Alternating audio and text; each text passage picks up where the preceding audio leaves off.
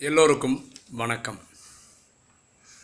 இன்றைக்கி நம்ம பார்க்கக்கூடிய subject who is Ravana, Ravanan என்பவன் யார்? ஓகேங்களா? நமக்கு தெரிஞ்சது ராமாயணத்தில் வரக்கூடிய ராவணன் 10 தலை உள்ளவன். கரெக்டாக யோசிச்சு பாருங்களேன். இந்த பூமியில் எப்பாவது சில குழந்தைகள் பிறக்கிறார்கள், 2 தலை ஒட்டி பிறக்கக்கூடிய குழந்தைகள் பிறக்கிறாங்க, அபூர்வமாக பறக்கிறாங்க. அதை நினச்சி யாரும் ரொம்ப சந்தோஷம்லாம் பண்ணுறதில்ல. ஐயோ இந்த குழந்தை எவ்வளோ நாள் உயிர் வாழும் இப்படின்னு தான் பயப்படுறாங்க பேரண்ட்ஸ். 10 தலை உள்ள ஒரு குழந்தை பிறக்க முடியுமா என்ன? அப்படின்னா அது என்ன அர்த்தம் என்ன? ஆக்சுவலாக இன்றைய காலகட்டத்தில், அதாவது துவாபர கலியுகத்தில் எல்லாருக்குள்ளேயும் விகாரங்கள் இருக்குது. ஆண்களுக்குள்ளே 5 விகாரம் இருக்குது, பெண்களுக்குள்ளேயும் 5 விகாரம் இருக்குது. என்ன அந்த 5 விகாரம்? காமம், கோபம், அகங்காரம், பற்று, பேராசை. இப்படி 5 விகாரம் ஆண்களுக்குள்ளேயும் இருக்குது, பெண்களுக்குள்ளேயும் இருக்குது. இந்த 2 விகாரங்களும் சேர்ந்து 5 சேர்ந்து 10 தான் நம்ம ராவணன்னு சொல்கிறோம். ராவணன் ஒரு உயிர் உள்ள ஆத்மா கிடையாதுங்க, கிடையவே கிடையாது. ஓகேங்களா? ஸோ ராவணன்றது ஆண்களுக்குள்ளே இருக்க 5 விகாரம், பெண்களுக்குள்ளே இருக்க 5 விகாரம். ராவணனை வேறு எப்படி சொல்லலாம்னா மாயை. நமக்கு புரியாமல் இருக்கும் இல்லையா? எதுவுமே புரியாமல் இருக்கிறதுனால அது பேர் மாயை. 5 விகாரங்கள், காமம், கோபம், அகங்காரம், பற்று, பேராசை, இந்த 5 தான் நம்ம விகாரம்னு சொல்கிறோம், மாயைன்னு சொல்கிறோம், இல்லை ராவணன்னு சொல்கிறோம். ஸோ ராமாயணத்தில் வர்ற 10 தலை ராவணன் ஒருத்தர் கிடையவே கிடையாது.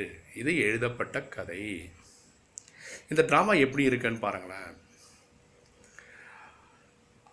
ஒரு கல்பம் 5000 வருஷம், 2500 வருஷம் சுகமும் 2500 வருஷம் துக்கம்னு டிசைன் பண்ணியிருக்கேன். இந்த சுகம் கிடைக்கக்கூடிய காலகட்டத்தை நம்ம எப்படி சொல்கிறோம்னா ராம் ராஜ்யம்னு சொல்கிறோம். துக்கம் நடக்கக்கூடிய காலகட்டத்தை ராவண ராஜ்யம்னு சொல்கிறோம். உடனே நீங்கள் ராம் ராஜ்யம்னு நினச்ச உடனே நீங்கள் நினைப்பீங்க ராமனோட ராஜ்யம், சீதாராமனுடைய ராஜ்யம். கிடையாது. பாருங்களேன், இந்த ட்ராமா நான் சொன்ன மாதிரி சுகம் 2500 வருஷம் நடித்து, துக்கம் நடித்து வரும்போது கலியுகத்தோட கடைசி வரும்போது சாட்சாத் கடவுள் பூமிக்கு வந்து தான் யாருன்னு ஒரு அறிமுகம் கொடுக்குறார்.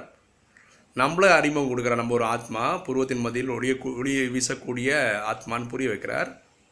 நம்ம பல ஜென்மங்களாக பண்ண பாவம் போக்குறதுக்கு மன்மனாபவன்ற மந்திரத்தையும் கொடுக்குறார்.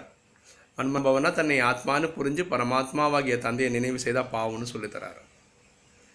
இதன் முயற்சியில் தான் நம்ம இந்த மாயையை ஜெயிக்கிறோம், இந்த ராவணனை ஜெயிக்கிறோம், 5 விகாரங்களை ஜெயிக்கிறோம்.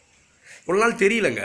காமம், கோபம், அகங்காரம், பற்று, பேராசை எல்லாமே பிரச்சனைன்னு நமக்கு தெரியவே தெரியாது. பரமாத்மா சொன்னதுக்கு அப்புறம் தான் நமக்கு இந்த வெளிச்சம் கிடைச்சிருக்கிறது. அதனால இதை ப்ராக்டிஸ் பண்ணுற 33 கோடி பேர் தான் சத்தியுகத்துக்கும் திரேதாயுகத்துக்கும் வராங்க மொத்தத்தில். சரிங்களா? அப்போ யாரோட ஆட்சி இது? சிவனுடைய ஆட்சி. இல்லைங்களா? ராம்னா தில், ராம் சிவனை தான் சொல்கிறோம். தில்லுனா மனசு, மனசில் இருக்கக்கூடிய ராம்னு சொல்கிறது சிவனை சொல்கிறோம். திரேதாயுகத்தில் வர்றவரை ராமன்னு சொல்கிறோம். ராம்னா சிவன், ராமன்னா திரேதாயுகத்தில் வர்றவர்னு அர்த்தம். இதை புரிஞ்சுக்கணும் ஆழமாக.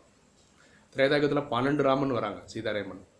ஏன்னா அங்கே 12 பிறவிகள் இருக்குது, ஒவ்வொருத்தரும் 100 வயசு தான் ஆட்சி பண்ணுவாங்க. அப்போ துவாபர கலியுகத்தில் வர்றது ராவணன் ஆட்சின்னு சொல்கிறோம் இல்லையா? அது ராமாயணத்தில் வர ராவணன் கிடையாது, ராவணன் கிடையாது. கதையில் கூட ராவணன் திரேதாயுகத்தில் மட்டும்தான் வரான். துவாபர கலியுகத்தில் எங்கே வரான்? அங்கே இந்த ராவணன் 10 தலை ராவணனை சொல்லலை, மாயையை சொல்கிறோம், விகாரத்தை சொல்கிறோம். நமக்குள்ளே இருக்கக்கூடிய இந்த 5 விகாரத்தை தான் பேசுகிறோம். புரிஞ்சுக்காங்க. கொஞ்சம் ஆழமாக பார்க்கலாமா? இனி ஒன்று, ஃபஸ்ட்டு பாடம் என்ன ராஜயோகத்தில்? நான் ஆத்மா. ஆத்மாக்குள்ளே என்ன இருக்குது? மனசு, புத்தி, சன்ஸ்கார்னு இருக்குது. மனசு என்ன பண்ணுது? ஒரு நிமிஷத்துக்கு 32 எண்ணங்களை உருவாக்குது. எத்தனை டைப்பு? 4. என்னென்ன? நல்லது, கெட்டது, தேவையானது, தேவையில்லாதது. இங்கே சங்கமுகத்தில் ட்ரைனிங் எடுத்து ஆத்மா பரிசுத்தமாகும்போது புத்தி பவர்ஃபுல்லாகிடுது. ஓகேங்களா? அதனால் என்ன ஆகும்னா சத்தியுகத்திலையும் திரேதாயுகத்திலையும் மைண்டில் 4 தாட்டு வந்தாலும் நல்லதும் தேவையானது மட்டும்தான் எமர்ஜ் ஆகும். கெட்டதும் தேவையில்லாததும் எமர்ஜே ஆகாது. கலை அந்தளவுக்கு உயர்ந்திருக்கு. 16 கலையில் இருக்கு. 16, 15, 14, 13, 12 வர்ற வரைக்கும் ஆத்மாலே மனசில் வரக்கூடிய எண்ணங்கள் நல்லதும் தேவையானது மட்டும்தான் எமர்ஜ் ஆகும்.